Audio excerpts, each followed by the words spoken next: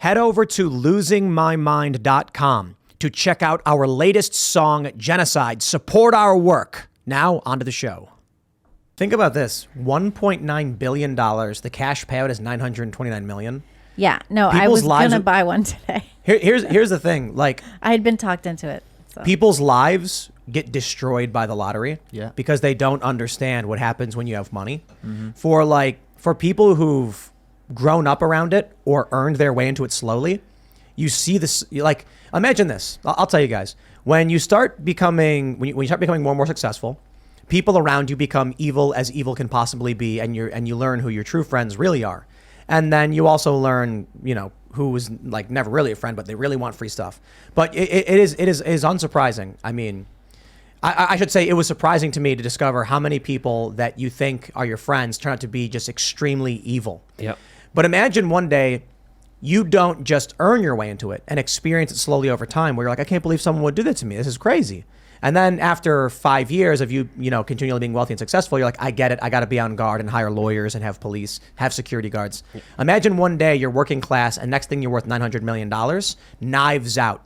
All the evil people instantly at once draw their blades for you. It's insane. Well, look what just happened to... I just want to make a really quick point here. I dated a girl who won the lottery, and she was like, I wish I never won it because it ripped her family apart. Yeah. And a lot of people who win the lottery, they're miserable because of it. And they lose the money very quickly as well. So what did she win? Like millions or something? Yeah, tens of millions. Yeah, Aaron Carter, the younger brother of Nick Carter from the Backstreet Boys, just died, and you'll see a lot of this in.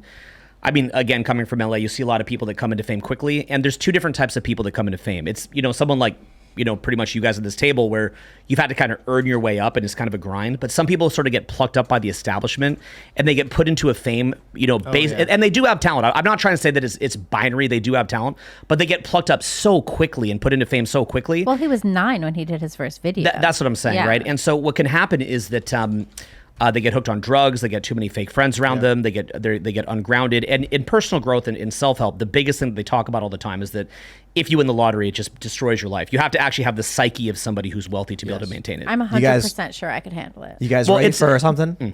Someone just super chatted this to me. Jay Wood, shout out. Trump was born during a blood moon, June 14th. No. Oh, really? Check it out. Here it is on Wikipedia. Wait, 1946? Check it out.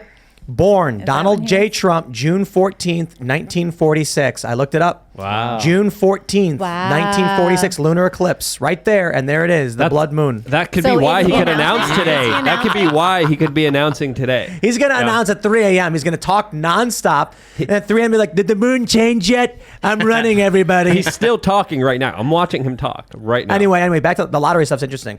So, well, it's also a psyche of being at the effect, right? It's like these shows these shows that pluck up the average person and make them famous or things like that, or reality TV, or taking people that aren't that talented and making them famous.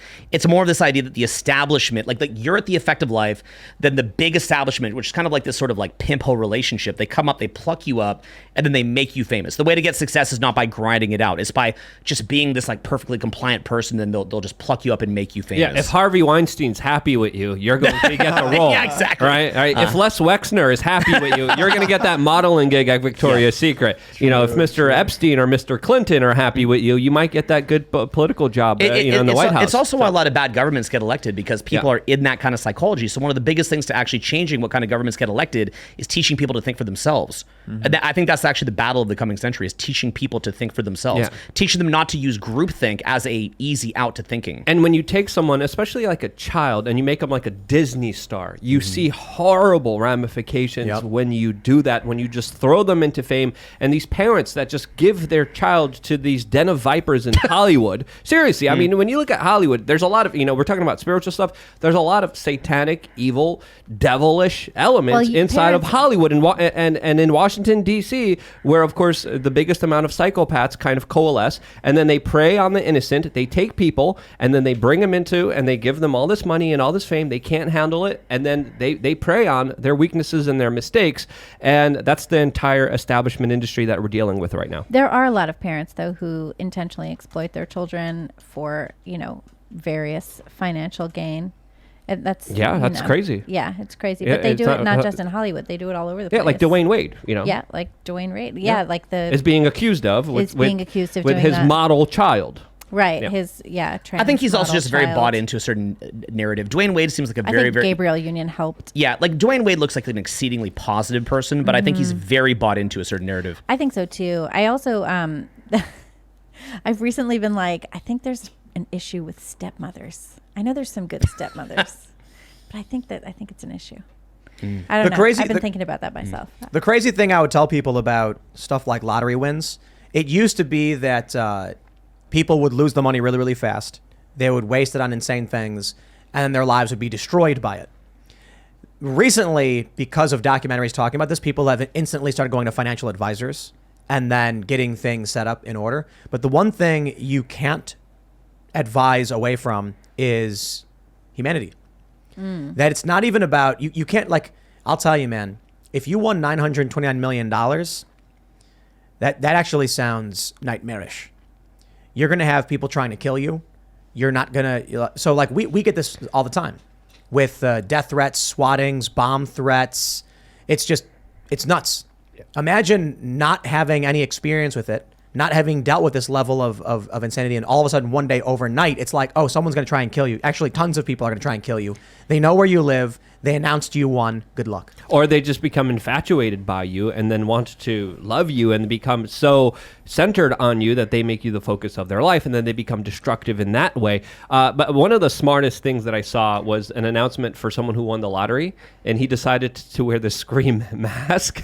And he's literally getting the check, because some lotteries make you have the photo, make you, of course, sign a lot of documents, do a lot of PR, do a lot of news interviews. He says, I'm not doing any of that. I'm putting on a mask. He was photographed with the mask, and it's one of the smartest things that I've ever seen. Anonymous He's winner. like, I don't want family members bothering me.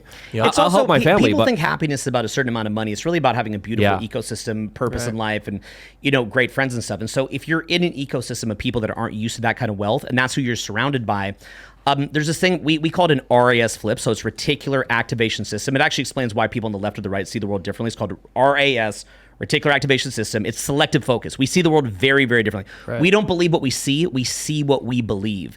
And so we have very, very selective focus. So if, Tim, you mentioned that you had a lot of people turn evil on you as you got success. I had a similar experience. Yep. It's actually heartbreaking, and it's confusing as hell if you've never experienced it.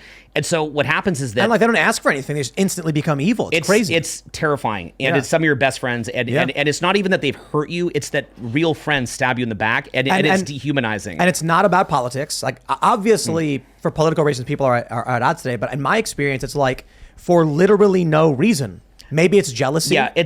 So what it is called an RAS flip. So basically, as your value changes, what they see in you changes. So reticular activation system, just look this up. I would advise anybody to look this up. It's selective focus. Once you get this, you see why people see the world differently. We have very, very selective focus. We don't believe what we see what we believe.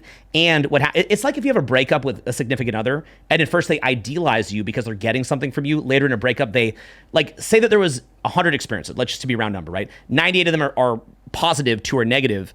Well, then when they like you, they focus on the 98 positive. Then if you break up and it hurts, then they focus more on the 2 negative ones. And RAS flip. A year later, you forget the bad things, start to remember all the good things, and then wonder why you broke up. 100%. And so, and that's why it's human to do that. But you're getting that same effect as you've gained success. That's why you've seen that. People are having RAS flips. They're seeing things differently. Once you study this and you basically just understand RAS, it clarifies a ton. It's selective focus. What about, have you seen anything like that? Absolutely.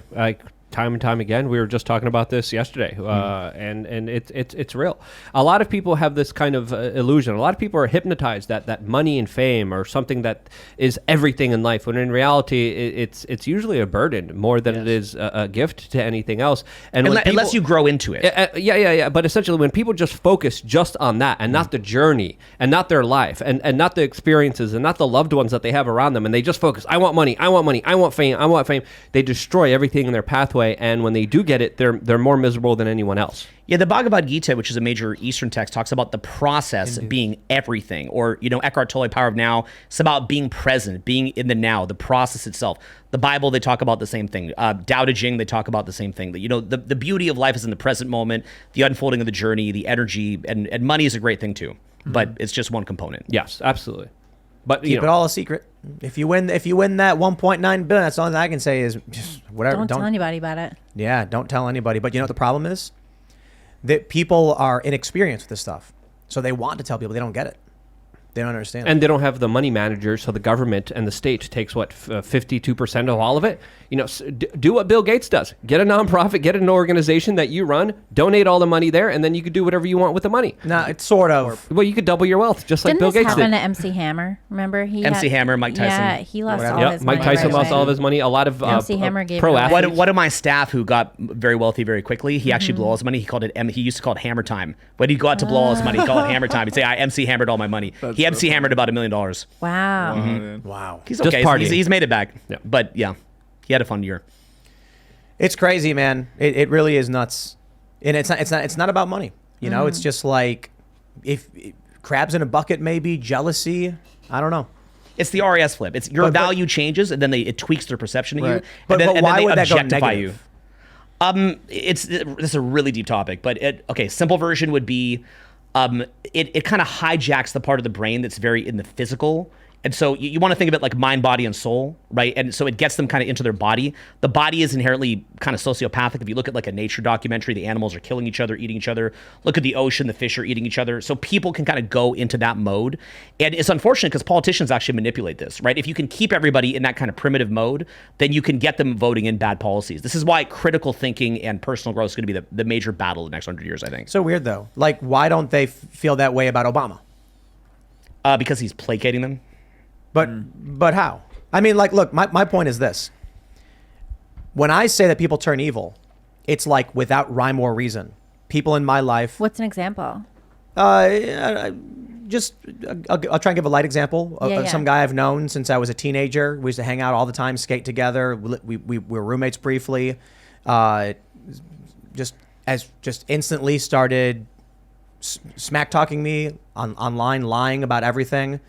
Going to people and trying to, I don't know. I think that may have been like, hey, they thought maybe they could get famous or something by claiming they knew me. So what it is that in personal growth, we would say that we live in the same physical reality, but we live in parallel energetic realities. And so what's happened is you've entered into a different energetic reality, and they're just living in a different reality. It's like if you took somebody homeless and you bring them into a mansion, they might still be doing drugs in the bathroom, right? They're not just going to be looking at the view. So what happened is you created a disconnect with them. Even if you work with people and then you keep elevating and they're not, you'll see there's a natural split. It just can't hold together and goes. But I guess my point is like, why doesn't a person hold the negative view of other high status people, especially high status people who are like deeply involved in controversial things? Because you're close to them, right? But it's almost like, what amount of money would have to be on this table before you'd get uncomfortable? Would it be like if there's a billion if there was you might not because you're a principled person, but if there was $1 billion sitting right there, would you start getting any adrenaline or no? No. Okay. Well, there's a point where everybody. Okay. No, well, it's just money. What would be so much value to you that if it was sitting right there, you'd start to be like, whoa. Nothing. I don't understand. So you're a very, very, very principled person. What do you mean? What do you mean? Well, there's a point where people just go crazy, right? So it's like what's people's breaking point to where they'll break their principles? So one hobby that I have, I run seminars, is usually they try to kick me out about midnight. And so I'll go to the person that wants to shut down the room and I'll say, could I stay a bit longer? They're like, no, I can't. I say, what about if I give you $20? And they're like, no, I can't. And then I say, what if I give you $500? And then they're like, oh, of course, just stay here. So they crack. The average person's principles cracks under pressure. But the reason why you've been independently successful is you have strong principles. So they may not have had that opportunity or focused on personal evolution. They probably never had that discussion with themselves. You have to value your principles in the first place. That's amazing that you've done that. That's amazing you've done that. But the average person is not doing that. They're not taught to. They're taught to look at TikTok. I think it's an issue of confidence too. I mean, if someone look, I worked for a big evil media corporation. They said lie. I said no, and they were like, play ball. I was like, no, and they offered me a lot of money. I was like, I don't care, dude. Look, I have confidence in myself, and I know what I need. And so I guess the issue is, perhaps some people are evil and some people aren't, and the evil activates only in certain capacities. That is, when presented with power, with power that they could gain. So for me, if I was, the way I often describe it is, if you're buck naked in the middle of the woods, that's baseline, that's zero, you have nothing. But you're actually not dying. You're just, you're slowly heading towards a dark place. Now, if you're buck naked in the middle of the woods, you got a pointy stick, now you're up 1. So you actually got something there. For all of us here in this country, we're at like 17 million, because even as poor as you are, you've got you standing on a street corner, the government's going to give you got clean running water available to you. You walk into McDonald's, you get clean running water. You've got government services up the wazoo. They're just giving people free stuff. So it's like we are so far detached from baseline in this country. There was you're rich just being here. That's how I've always seen it. I think that makes sense. I always But feel like that too. Like when you walk into the grocery store. Do you ever walk into the grocery so I used to do a lot of acid, and I would go to the grocery store, and I would be like, all right, Ian. Well, whatever. But I'd go to the grocery store, and I'd be like, the bounty here is unbelievable. I mean, it's just so that glorious. there is called. And when you look at that, when you look at how much we have in this country, like it's very humbling. And I think that has a lot to do with that it. is gratitude. So that's beautiful that your state of consciousness experiences gratitude. Many people do not experience gratitude. But there's more. It's not just that. Like Tim, you were saying, maybe some people are just evil, and I think very fully that all of us are capable of being the most evil, horrible people that the world has ever seen. And you have to recognize this. You have to recognize your capability for total horror, for total evil, to be just the worst person possible. I don't think so. And then you have to be like, okay, I am capable of this. We are all capable of this. That's a very humbling place to be. And then you go about not being it, and you find the light, and you, I completely disagree. You go with the light. I don't think every person is capable of evil. Perhaps a lot of people are. I think that evil is inherent. I mean, I think that it's, I don't. I think there's sociopaths. And I think a lot of people can't even justify or rationalize and understand what the bigger politicians and people in charge are doing because they can't see themselves doing it themselves. I see what you guys are saying, but I also see what you're... When you see people that you love, right? When you see people who you love treat other people just absolutely evilly and with just horribly, and like, I love this person is capable of love, and they're treating this other person who I also care about like so terribly, you can see how badly this can turn out. You can see how they don't mean it. I think what you're talking about is a disowned shadow, right? So you're saying to recognize that in yourself, you have to recognize that and beat it. Yeah, well, you just have to be humble in the face of that. I think you just have to know what you're capable of, both in glory I think you're confusing and things. Yeah, I don't think so. So typically when you have like a family member mistreating a family member, they don't think they're a bad guy mistreating a family member. They might, like, maybe you've got a dad who's yelling at your sister. Well, the dad is yelling at her, and I'm talking about in a typical family context, not an abusive context. Like, if there's a father who is mercilessly beating his child, congratulations, you found the evil person. Right. I don't think every human is capable of being that way. I think every human is capable of it. I don't think every human succumbs to it. I don't think they're capable of it. But I think that everyone is capable of being a monster in some form or another. I think everyone is capable of that. Yeah. I think some people are and some people aren't. I think some people are completely incapable of being that monster. Well, there's also something called cluster B, right? Which is anti-personality disorder, narcissistic, borderline, all that stuff. So thing. Yeah, so there's levels. There's levels to all of this, right? There's levels to trauma that you've experienced as a kid, your upbringing, the fact that 100 years ago people might be reading the Bible, they're probably not now. There's a lot to this. It's a very good topic. Perhaps the argument is you're saying many people have evil within them, and they have to fight against those urges. I think that would describe people who have evil within them, but I think there are certainly people who aren't evil. I think that don't have a hard time resisting at greater risk of succumbing to evil if you don't recognize the human susceptibility to it. I guess what I'm saying is I think some people are evil, and perhaps many of them resist the urges to be evil and do evil. And there's varying degrees to which they are suppressed from that. Some is by threat of physical force against them. Why they don't go into the great grocery store full of bounty and just take whatever they want is they know someone will tackle them and they'll get arrested. Well, not these days. Now they just take right. And that's because some people are willing to engage in acts of, let's say, outright selfishness, except for physical deterrent. Some people have social emotional deterrent, meaning they're scared they will be shunned and ridiculed if they do it. Well, and some people just genuinely don't want to do it. Right, but you're capable of there it, are people, even if you don't want to do it. I'm saying, I think you're confusing the action with like the desire, which is what I'm talking about. I'm saying someone who has absolutely no desire to commit evil is, I guess they could decide one day, like, I've never tried evil, but then they're clearly capable of it. Well, what about the low-level flunkies in authoritarian states who go ahead and commit the evil acts on behalf of the authority in their country, and they just do it anyway? Perhaps, like when you look at the like the low level, it's banality of evil. Yeah, That's evil. Yeah. And there was one guy who crossed his arms and refused to salute Hitler. Yeah. I don't think he every didn't single go person for it, is, but is you're capable of it.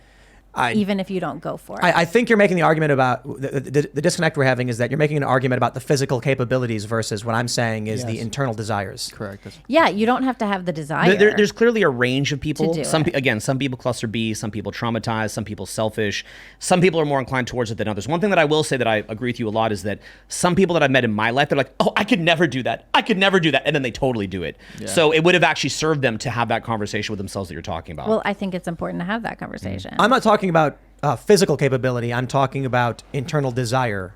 Some people have no internal desire and are not at risk of being evil people. Well, I think even if you don't have the desire, you can still be at risk of it. There's also something beautiful when you recognize how good it makes you feel to be altruistic, to have integrity, to add value.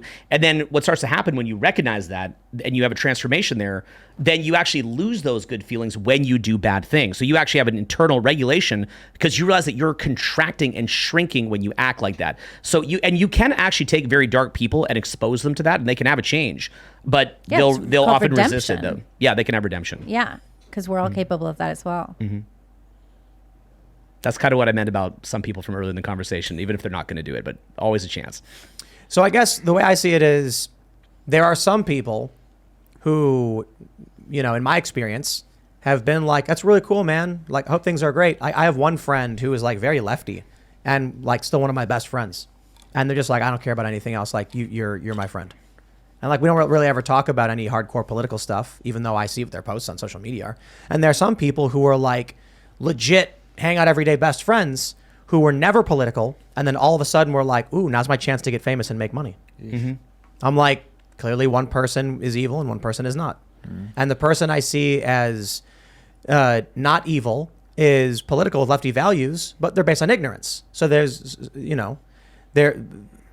they're not, I'll put it this way. They're not overtly political, going out and joining activist rallies or anything. They're just posting memes and stuff, and they don't know better. Mm-hmm. And so I suppose in that sense, you could say there's a capability of the banality of evil, which I understand and would agree with. But I think there are certainly people who are legitimately and genuinely evil. Maybe the better way to put it is, yes, everybody is capable of evil, but there are some people who are downright evil and only being stopped by committing evil acts due to fear of physical suppression. I think that's true too. Your analysis too of like some people physical suppression, some people ridicule, some people have ethics and morals, and there's a range of different people. But like a lack of desire to be evil. There are some people who are just like, I have no interest whatsoever in hurting anyone. But you know what's funny about that? There's even a range to that, I think. Jordan Peterson talks about this, where it's like, you see some of these people that are very, very passive, like they're very, very chill, but then they're the same people that will vote for a lockdown, right? Yeah. So it's one of these things where Jordan Peterson will say that you have to be dangerous to even be trustworthy. Like, be dangerous, but then don't use it. Mm-hmm. So it's one of these things where how much proactive consciousness does someone even have in their mind? Maybe how much are they even in touch with their own thinking as opposed to groupthink? I think maybe we're defining evil differently, I suppose. But it's interesting to think about, like somebody who would be, pro lockdown, right? And they're just kind of passive and they're not really digging into it. They're like, I don't know, it's all good. Like when I see people that are easily bent, I don't trust them. People that are easily bent scare me because they're the people that will be weaponized by some psycho. And then what the psycho will do is shift the Overton window to say, oh, this is good and this is bad. And then the passive people are just like, okay, just following orders. And like, to me, that's evil. I view it like this in the way you mentioned it. Like, what amount of value on the table would make you uneasy? And for me, it's like literally none. Like there could be, billions of dollars and I just be like, I don't know. Yeah, but you're an exceedingly principled. I mean, you, Luke, like, and I'm just getting to know you, but I bet you are the same from what I can tell from you. But like Luke has run into riots in Hong Kong, with a gas mask on to go reveal the truth. That's not an average person. You've done similar types of things. That's a very different type of person. Like, there is no circumstance at any point where if I found a wallet in it, I would take the cash out and chuck the wallet. No, so I'm the same way. So why are you like that? I don't know. Because I don't. There's reasons though. Because I don't like. Somebody needs that wallet back. Yeah, it's also that you understand that you're being a piece of crap and that would lower your self-esteem. It's not just that. It's like, I've been homeless before, So you have a higher degree of empathy between the sociopathy and high empathy. It's not even that. It's like, dude, your money does nothing for me. It moves me in no way. So maybe what you're saying is that once you reach financial abundance, you have more empathy? No. I'm saying that, like, I don't want to be involved with you. I'm saying that I would rather dig through the dirt to find bugs to eat than have anything to do with you. Like, why? I don't want to be responsible for other people. I don't want to take for them and be responsible for their misfortunes, misdeeds, or fortunes. Leave me alone. Let me do my thing. I'll figure it out. So for you, it's about self-efficacy. It's about infringing upon another person. I don't want the responsibility. I don't want to hold your kid. Like, you come with your baby, I'll be like, your kid is very beautiful, very cute. I'm very happy for you. I don't want that responsibility. Sorry, So you just really like to do your own thing. I like to be left alone, and I don't want to be responsible for other people. Yeah, and then it's an interesting predicament, running a company and having to be, because that's a natural part of reality. But my point is, like, I would rather be homeless, foraging for food, than stealing someone's wallet or exploiting their misfortune. Yeah. For me, I wouldn't take the wallet because I think life is a test on your morality and you will be judged based on your behaviors. So that's why I wouldn't do it personally myself. And to add to the context of what you were saying here, MLK always, of course, has this famous quote saying, in the end, we will remember not the words of our enemies, but the silence of our friends. And I think that's what you're kind of getting into and talking Let's go a little bit. Thanks for watching this clip from the Timcast IRL podcast. Hang out with us live Monday through Friday at 8 p.m. and become a member over at timcast.com for uncensored, members-only shows exclusive. Thanks for hanging out, and we'll see you all next time.